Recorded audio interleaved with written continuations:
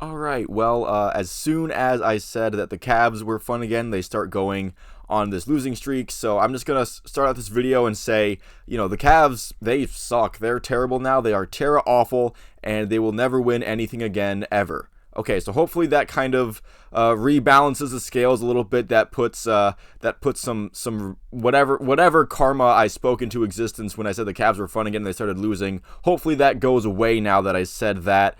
Definitely in complete earnest, as I said the same earnest that I had when I said the Cavs were fun again, as they lost in Indiana against the Pacers in a barn burner. Final score 135 to 126 a couple days ago. Cedi Osman out for this one with some lower back soreness, but he healed, making a three-pointer right off the tip-off was pretty much a sign of things to come.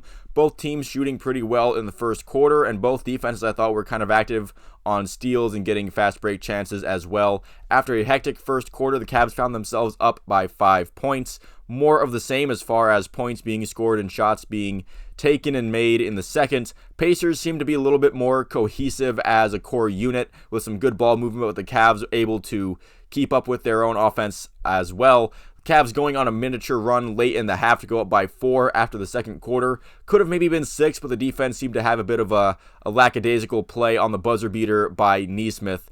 Third quarter really established this game as a shootout, as you thought maybe there would be some really concerted halftime adjustment efforts. And if there were, I'm not saying that there definitely wasn't, but if there were, then they did not work out well, as both teams still taking and making plenty of shots. Cavs would go up by 6 a couple of times in the quarter, but some back-to-back threes by Halliburton late gave the Pacers the lead and pretty much a bit more momentum. He was getting results from some good ball fakes in that quarter, and that's what good ball movement helps. He helps establish that threat. That's what some good ball movement does. Really helps kept the Cavs defense on their toes and gave Halliburton some really good opportunities to hit threes, and the Pacers were just shooting the lights out of the building. They were definitely on fire. Cavs would tie it back up late in the third, but yet another Halliburton three gave the Pacers the slight lead heading into the fourth. Cavs took the lead back early in the fourth with some good work in the paint. Jarrett Allen with some good presence there. Pacers hitting more threes after the midway point. It was just back and forth shooting and an offense at this point. Nesmith would poster Jarrett Allen for a Pacers lead, and then a Halliburton and one really turned momentum the Pacers' way. It seemed to kind of get out of reach at that point. Cavs would cut the lead to 3 with less than a minute to go, but then Nesmith would hit a layup driving in on Evan Mobley, and after that just kind of turned into the free throw game, and the Pacers definitely did not miss those, and that's how you kind of get to the final score of this one. It was a crazy shooting night from the Pacers. The Cavs shot well too, but the Pacers shot 56% overall, 61% from 3. That is definitely an abnormality, although they kind of created their own offense, created their own luck there. Only missing 1 free throw on 21 attempts. Cavs missing 6 on 20.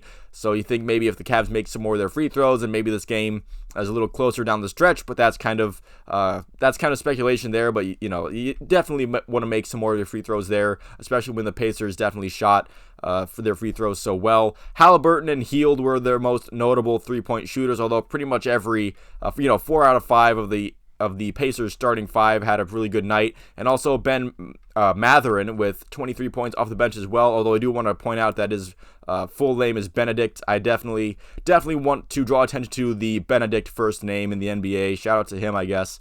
Miles Turner with a 14-point, 12-rebound double-double for the Pacers, and Nesmith had a nice game for Indiana as well.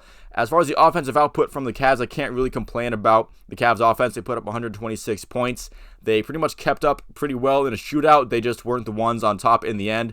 Donovan Mitchell, 28 points and was 5 for 11 from the three-point line.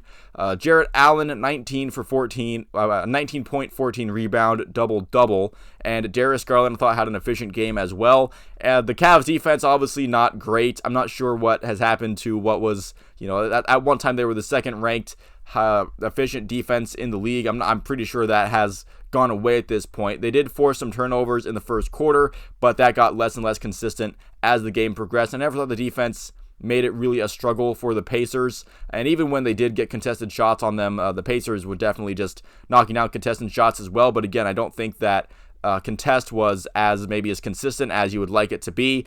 Definitely let the Pacers kind of heat up, and maybe they got more confident in that shot as the game went along, as they kept making open chances. It definitely helped them with their confidence on the contested ones as well. But overall, again, while this was definitely a tough loss to take, I don't think this hasn't leave me as concerned as the other ones did. But again, that defense is not really showing up in Indiana, just being able to shoot so well. It's definitely not something you want to see going up forward into the future. But again, I'm not super concerned by this one, but again, it's something to keep an eye on as the Cavs continue trucking along. But again, like I said at first in the video, I said the Cavs were fun, they start losing, and now I'm saying Cavs are terrible and awful, and they won't do anything ever again. So again, hopefully that kind of tips the scales back to where they were early on, before I said the Cavs were fun and they go on a losing streak. So thank you all for watching. You've made it this far into the video. I will end this.